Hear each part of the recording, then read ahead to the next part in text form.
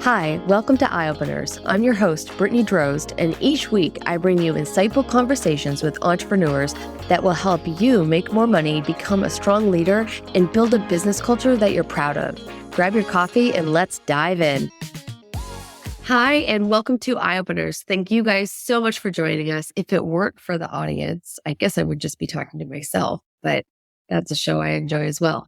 But no, we're so glad to have you guys here listening in and gaining the insights you need to better run your business and enjoy your life, because your business should not run your life. You should be in charge of it. You should be making those decisions and really creating exactly what you want for yourself.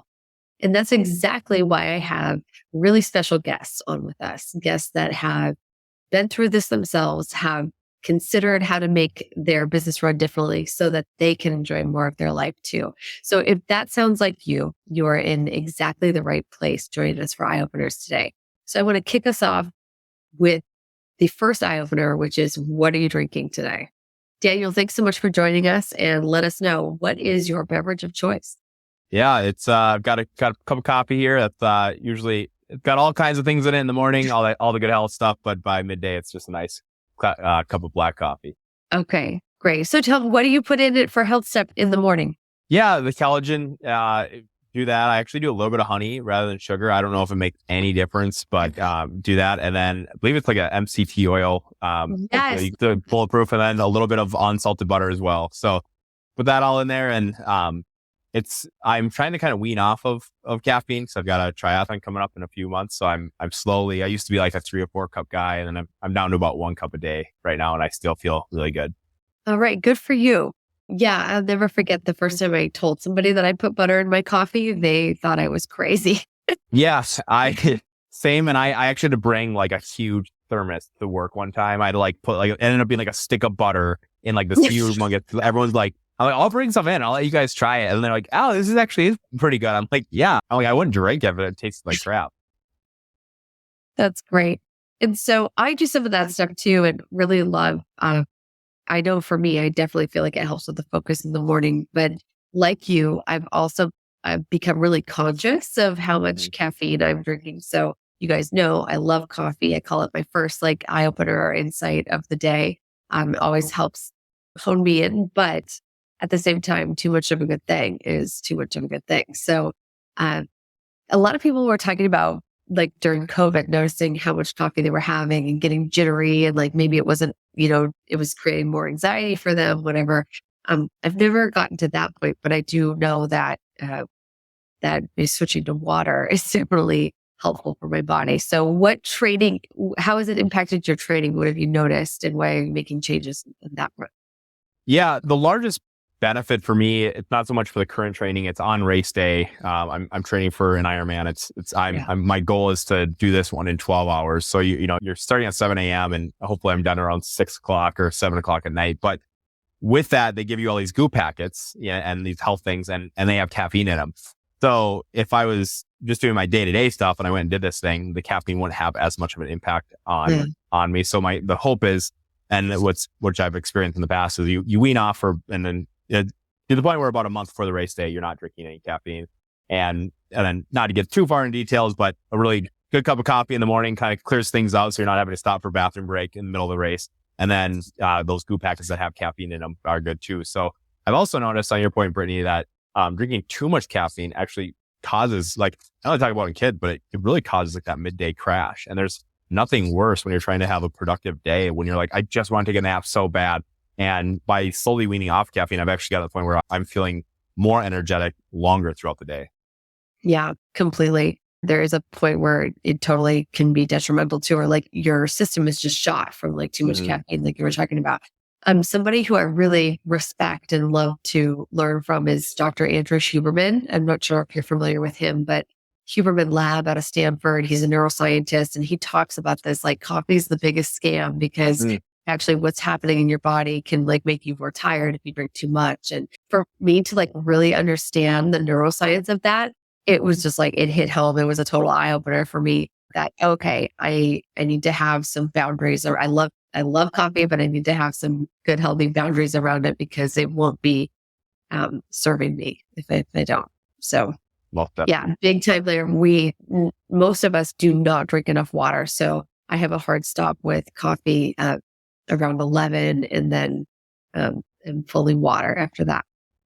So now that we've got that all ironed out, when's your race?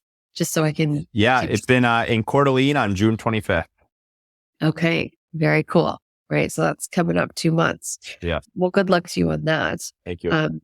But so as we talk about, well, I think this is a good transition because one thing you mentioned was that we were going to talk about how you transitioned to making more space for training for Ironmans and triathlons. And so we were going to talk with the audience about how you went from being really a small business owner type mindset and how you got started, which is the last episode that we recorded together. If you guys are curious how he doubled his revenue in one day, really popular episode. So I wanted to have you back to talk about this next level of transition to really running your business more like a CEO. But before we dive into that, can you give us like the 5 bullet points on like, who is Daniel and why should I be listening? Like, where do you come from? Who are you? Yeah, I grew up and still live in Minnesota. I'm one of 6 kids.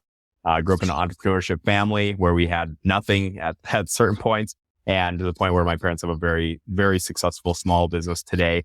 I live on the west metro of Minneapolis on a little hobby farm. I have a wife, 2 kids, 2 horses, 2 dogs, 2 cats, and about 17 or 18 chickens running around the backyard. So really enjoy work-life balance. That's awesome. Thank you for giving us that. It's just kind of like nice to know, like, you're a normal guy, you're having your life, because I think so many times, especially in this space about business owners, CEOs, right? We see these people and we see their books or their podcasts and it just feels unattainable. Like I always use Gary Vee as an example, Gary Vaynerchuk, like loud out there, you see his stuff everywhere, but it's just kind of like, yeah, that's great for Gary. When am I going to have this like $150 million business or wherever he's at now? But this show is so focused on showing you great leaders and great business owners who you might not read about in the newspaper or magazines, but are really out there creating the life that's most important for them and letting the business really serve their lifestyle, not the other way around. So talk to me about, if you guys are curious, we know how Daniel got started from episode 1, but what kind of stages or what were you noticing in your business that you realized, oh, wow, this is another inflection point. I'm going to have to change how I'm showing up and leading in order to be successful at this next stage? Yeah, I think the biggest thing was for me, like I say I want to be as lazy as possible. And I don't think that's quite the right word because I don't think of myself as a lazy person, but I think I want to enable other people to do things. And when there's a repetitive task, and I think what it is you keep on handing off like little things and pretty soon they get bigger and bigger and you're building trust with your team members and getting to the point even where I don't run payroll at my company anymore. All these things that are like big things that at a certain point when you start your business, you're like, there's no way anyone else can do that. At one point, I felt like I was the only one who could do an estimate at my company for a homeowner. I haven't done an estimate in like 4 years. So it's just these little things of building trust and getting to the point where you let someone like do something because maybe you're out of town that week or whatever, and they did it way better than you do it because they're actually focused on it. They don't have, all these other little things going on in your mind. So the biggest thing was just realizing that I'm not really that special. There's a lot of things that other people could do, and arguably they could do significantly better than I'm currently doing them. Yeah, that is such an important one. I can't even tell you how many times I hear like, oh, well, I've got to be the person, like people want to work with me or they call because of me. I think that's something actually for people to better understand. Like, how do you manage when somebody calls your business and they called because of you or they were referred, well, I want, Daniel to come out and be the one to service my home because I heard he's great. How do you manage that when a customer kind of like, it's getting us out of that belief that it has to be us? So what was that like for you? Yeah, that was a really, that's very interesting you asked that because that was a very, like, I'd say mentally challenging thing because you want to make, as a small business owner, especially, you want to make everyone happy. And like this customer might be a really big customer, things like that. And what I got to the point of saying is like, I have a team in place that can do this significantly better than I can. And so with that, like if someone emails, like if you call our office, it's going to be pretty rare, like that I'm going to be answering the phone. It maybe happens once a year. I'm not the guy to do it. But if it does, like someone emails me and they want my services, I respond back by CCing our office and say, sounds great. I've CC'd our office to get you the place you need to be. And they'll answer any questions you might have. And so just like delegating that immediately rather than being like, And I just get pulled off that email chain then pretty quick. And sometimes I'll ask like in a week or two, but I've gotten to the point where I just have an office manager that does such a great job. Like after you followed up like on 10 people and all 10 were like, Daniel, yeah, I got it scheduled. It's like, okay, I don't need to keep following up on this stuff. So I think the biggest thing is setting the expectation for your clients and letting them know that you don't want me out there. I'm not the best person to come and do your routine maintenance or your air duct cleaning or your estimates. I have a team in place a team that excels at this, and you're going to get a better customer experience. And if they are really stuck on that, then I'll turn the script on them. I say, I tell you what, will you do me a favor? Will you be a secret shopper for me and let me know how they did?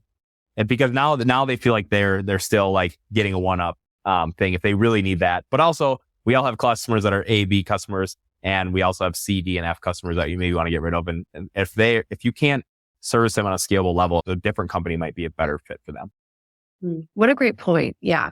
So that kind of puts the power back in your hands. Like if you can't service them at a scalable level, at a level where you can bring other people in, where you don't have to be doing every single job, then it's time to reassess. Like, is this what you should be offering, or is that who you should be serving? For sure. So you got into that group, you use that mindset transition, you have great team members. Sounds like training would be a big part of that. Mm-hmm. So how did that look when you brought in your first few hires to really duplicate yourself? What were some things that were really successful in terms of training? Because I am hearing really like bad stories right now about like, the labor market, whatever, but can't find good help. And I think so much of that is about leadership and training. Mm-hmm. Yeah. So what it is today compared to what it was in the beginning, it's completely shifted. In the very beginning, I mean, I was out there. I was elbow deep in an air duct trying to, clean this and clean that. I was doing everything for my company. And bringing that first person on, it was a lot of just side-by-side work.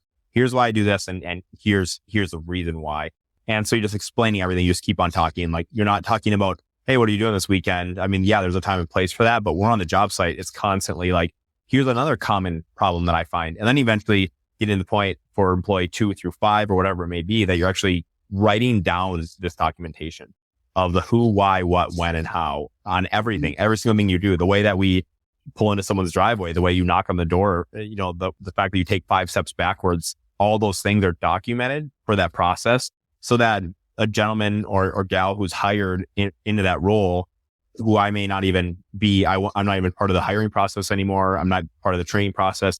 I know it's getting done because my operations manager runs a training meeting every single morning, and every single one of these hires goes through it. And then they take a written test that, again, like they have to pass, but I'm not putting them through any of these things to make sure that they know the answers to these things that they were trained in on.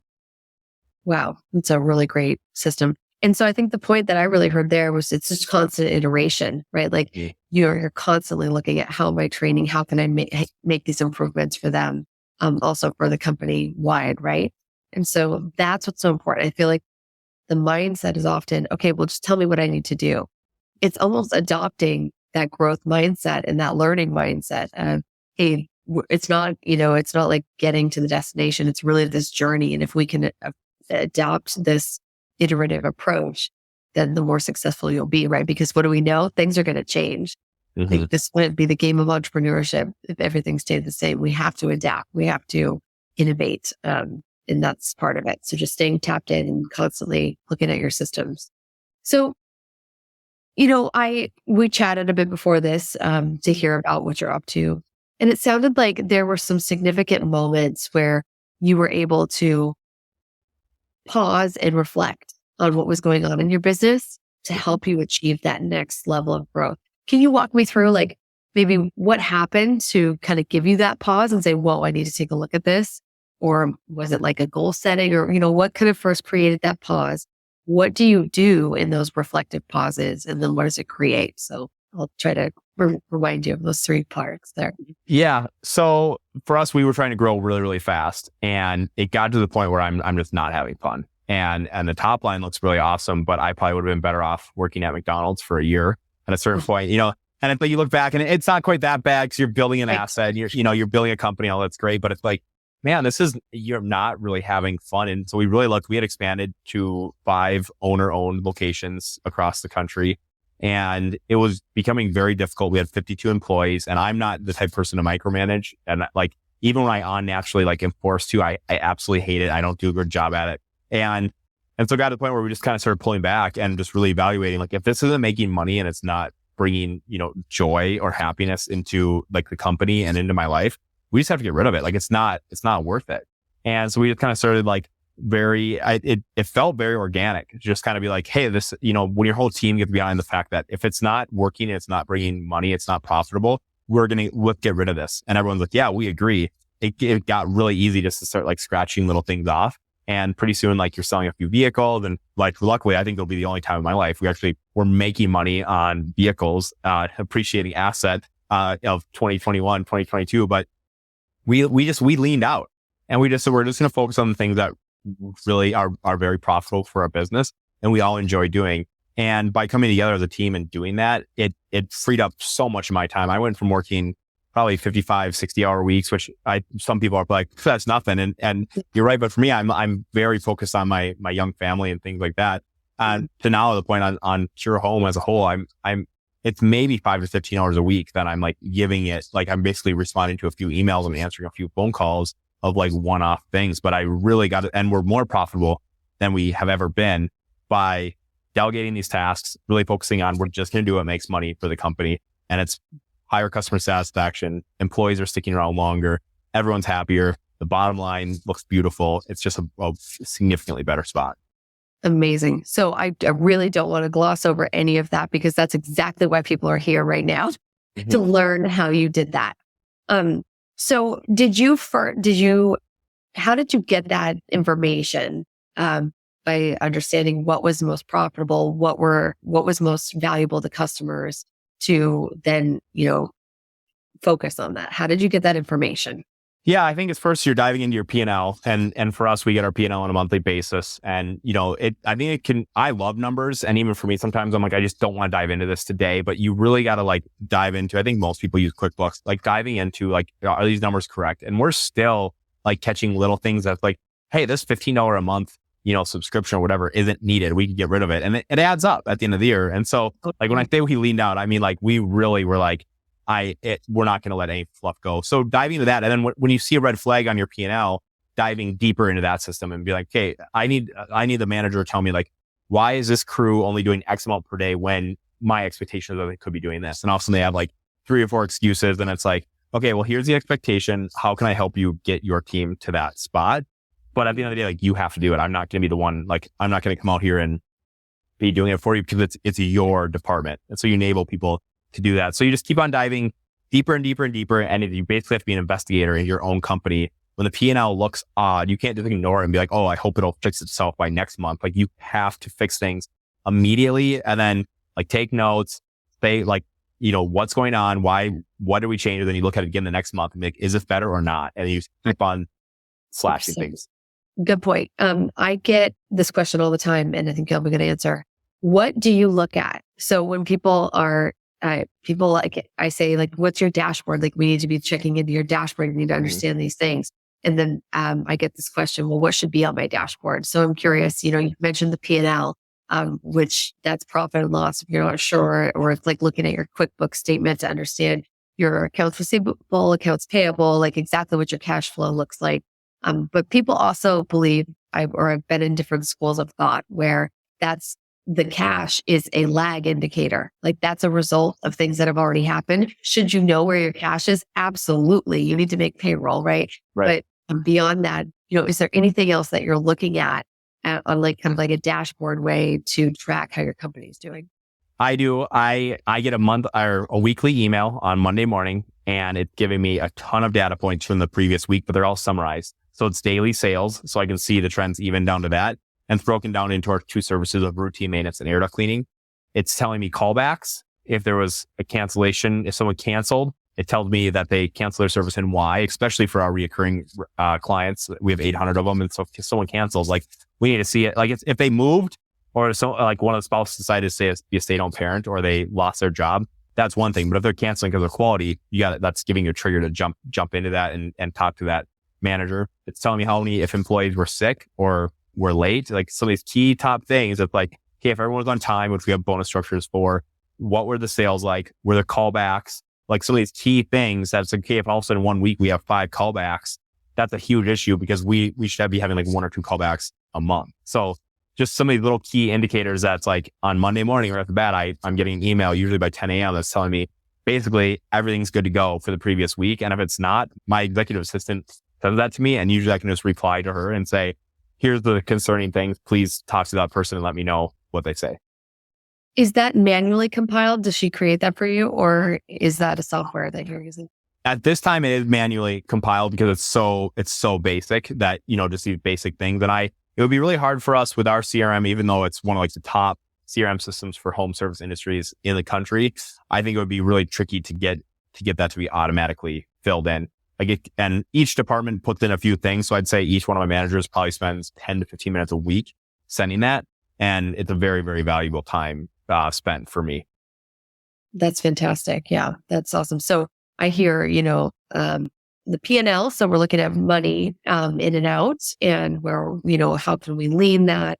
Where should we amplify by looking at where people are spending money? And then you're also looking at quality control metrics. Mm-hmm. So depending on if you have a service or a product, looking at those different touch points that might impact a customer's likelihood to buy again or continue if it's a subscription service. So those are just some key metrics that we're looking at. And I'm just summarizing for the audience in case that those are different.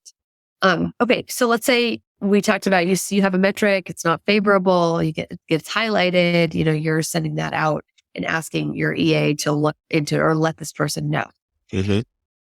How are you making bigger changes? Let's say okay, that's one little red flag. Few people were late on this team or whatever, that gets managed. But let's talk about bigger business strategy stuff. What did you notice and how did you glean that data and then change your direction?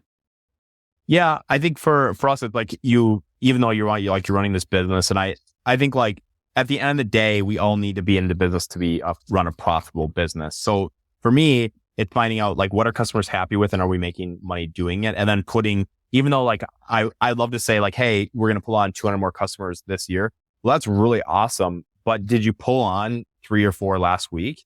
Because if you didn't, like we're not going to hit our goals. And so really breaking those down into like 90-day, hey, what's our 5, 3, 1 year goal? Can we break that down into a 90-day increment? And then what do we have to do each week to hit that goal?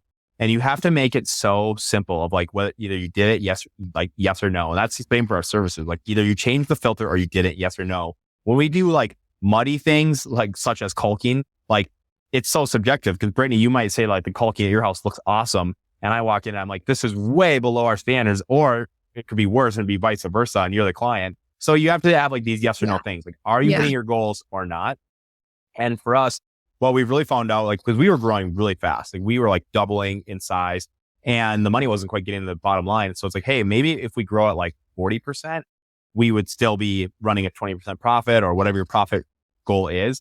And everyone's happy because I'm not financially stressed as a business owner. We're making payroll. There's 3 or 4 weeks worth of payroll in the payroll account. Like this is great. Everyone's happy as can be. So that's what we really have focused on as a team of breaking this down. What does each person need to do each week in order for this company to be running smoothly? Great. So I recognized a few things in there. Are you running, like there's a program called the 12-week year where it breaks it down like that into quarters and then each week what all needs to be done. That's a great tool if people have access to that. Are you running EOS? We're running on EOS and we have an implementer too, which is like super important. You have to have, if you want to be doing more next year at this time than you're doing right now, like you need to have a coach. Like you have to have an implementer.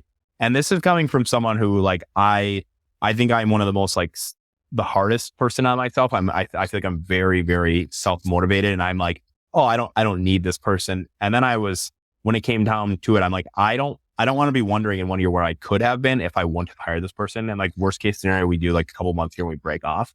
But I mean, that was in 2018. And I still meet with this person every single week and they kick my butt. Like this person is like pushing me to the max to do big things, but it's like, they're pushing me to get out of my comfort zone and delegate some of these tasks. They're pushing me to get invested in real estate and buy a commercial building and all that stuff. That is like there's no way. If you told me a year ago that I was doing this today, I would have been like, that's impossible. But now it's like, we're walking through this path and it's like, you have someone side by side with you and it just makes it a lot easier. No matter where you're at I think the top CEOs in the world, I think should have some sort of coach.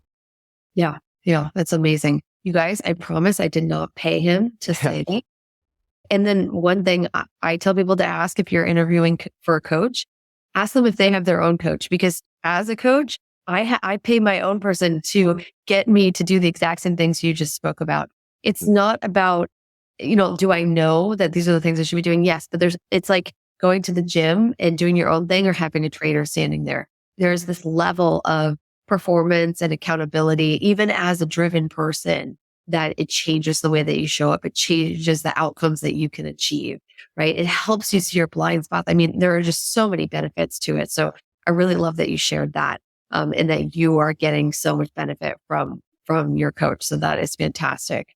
But yeah, really, even I work with people in funded startups or bootstrap startups or small business owners. I even have some CEOs that I serve that are work at public companies, and it doesn't end. Just like he said, that the top CEOs in the world have coaches that they work with, because that's how you continue to grow and develop and reach new edges for yourself. We won't willingly put ourselves in places that are uncomfortable. We can only do that so much. And so a coach really helps you ride that line while making sure you're surrounded with the best people with the right resources and keeping that mindset in the right place too. So thanks for sharing that.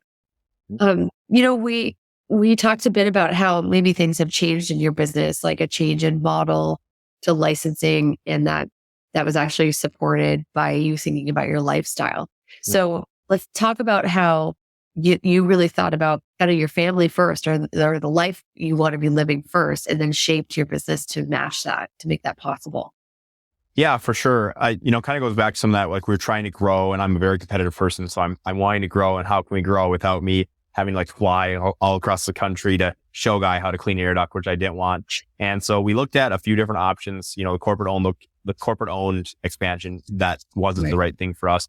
We thought about doing franchising, and ultimately what we found is like most people, if they're going to go start like a business, they probably have already. So they just wanted to bolt it on to their business. So they're already a plumber, maybe your HVAC or whatever it might be. And they're saying, we love the home service industry, but we want and need recurring revenue in our business. And so for us today, we've got 800 clients. Our average client pays us about $1,600 per year on that side. Then we have about 48% of our business is one-time services. But with that, you have all these people calling me from across the country being like, I wish, like, could I just pay you to train me how to do this? And we're like, well, I don't really know. Like, what do you even charge? So anyways, like, well, why don't we just offer this as a license? So we've started selling licenses. Our first gentleman just purchased one in Seattle. He's calling it his own company. It's not Kura Home, but if you look at his website, my website, you'd be like, someone's doing something similar here. So it's really similar. He has very similar business card, very similar door hangers, all that stuff.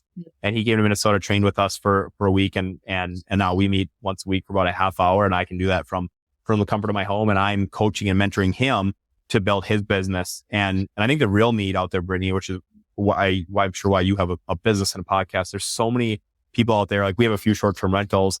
And the one guy, I finally had to tell him, I'm like, dude, you haven't invoiced me for like 6 months. You're always telling me how like busy you are and all this stuff. And like so many little things that there's so many people out there that I don't think they realize there's like, that you have a great business, you have a great service. And if you would just change a few little things, it's so much better on the other side of the fence. And so that's really out of the passion of wanting to help people and add recurring revenue to your business. That's why we really started to offer that licensing concept. I love that. That is such a smart way to look at it. And I love hearing your thought process and how you think these things through, how you look at what the pros and the cons of like franchising versus corporate versus licensing.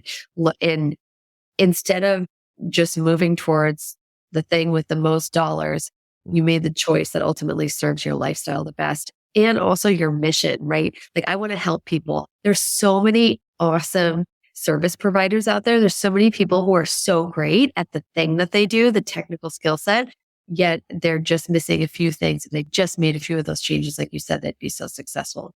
I find that this is also in a mindset too, where let's say you've got an awesome plumber and he knows he's the best on the team. He can get things done so quickly, so profitable for the company. What does he do? He breaks off and starts his own plumbing company, right? Because he knows he can make more money. Instead of making that guy rich, he's going to try to help himself. And that's great. And I love people who do that. They really like jump into the entrepreneurial pool, so to speak. However, there is this idea of like getting this freedom. Mm-hmm. But people often aren't willing to create the systems and processes that actually create freedom. So I find that there's often a lot of resistance because it's like, no, I just came from this company with rules and policies and standards and all of that. And there is this kind of like natural, like, no, I've just rebelled against that. I'm not going to go sign up for that.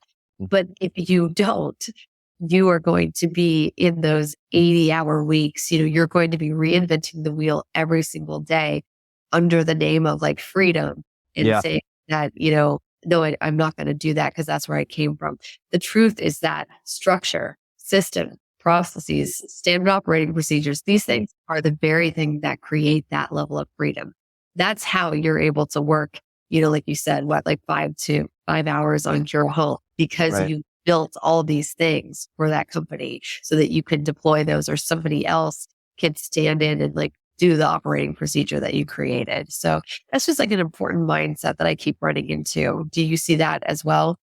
Yeah, we've experienced that here, Brittany. What's so interesting about the mindset of like hating all the rules and things like that is that if you're a business owner, you're already in a minority. Like you think differently than most people. And what I found with a lot of people that work at my company is they actually prefer to know what the boundary is. Like, what is the rule? What is the speed limit? Like, I want to know what I'm supposed to be doing and what's right and what's wrong.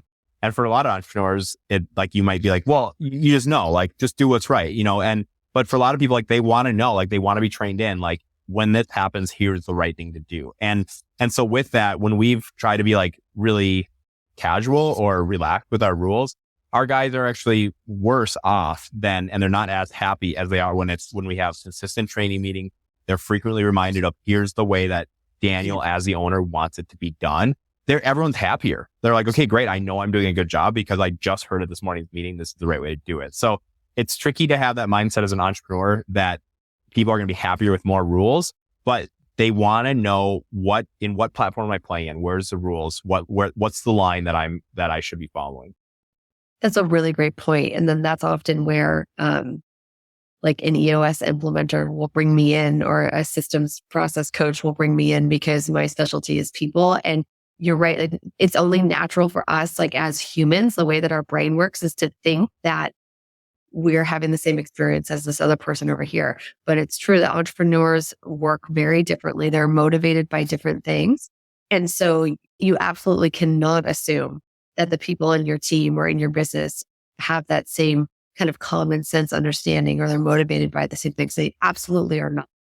And so once I introduce that concept, we can then create a structure for better understanding their motivations, incentive systems, right? Like things to drive performance for team members. But it's cracking through that is the hardest part, like breaking that idea, which is a way our brain is set up to assume we're similar to other people. You are not. If you're an entrepreneur, if you're listening to this podcast, you are not the same as other people. And let that be your advantage, but pay attention to it because what works for you is not going to be the same system that works for somebody else. And that's okay because if we had too many entrepreneurs running around, you wouldn't have team members. You need really awesome employees who are so great at following your directions, taking something and running with it, right? Like that's who they need, but they need different systems. So thanks for sharing that. Right. Daniel, if someone wants their air ducts clean or if they are interested in adding this on to their home services business, how could they reach you? So that's the best way to get in touch. Yeah, you can find more information about our company at kurahome.com, KURAHOME.com. If you want to connect with me, I do manage my own LinkedIn, and you can search Daniel Felt and you find me on there. I'm connected with Brittany, so you should come up as a mutual connection. Definitely. Yeah. And if you guys struggle at all, just let me know. We're going to get all that information into the notes for the show. And if you're watching this in a post-production way, you'll definitely see it down there at the bottom. It is always a pleasure to speak with you. You really have got your stuff together there. And I love hearing all of that, like all that happens behind the scenes to get you there, because I think people just assume, oh, well, he's just like, he's got it, I don't, but it's built day after day, hour after hour, just paying attention. So thanks for all the insights you shared, all the eye-opening moments that we can all learn from. Thank you. And maybe in a year, we'll be doing this again and we'll hear about the next level of success that you've reached, and we can all learn from you there. I'm looking forward to it. I really appreciate everybody tuning in. It's this audience that keeps me motivated in creating new episodes and having special guests join us like Daniel. Please, anywhere you see this, share with your friends, share with an entrepreneur who needs some extra support or some extra eye-opening moments to get them through. And it has been a pleasure to share this info with you. Thanks again. Thanks for joining us this week on Eye Openers. Make sure to visit brittanyDroz.com/podcast for this week's show notes. And if you found value in today's episode, I would so appreciate you giving us a rating on Apple Podcasts or share it with a friend.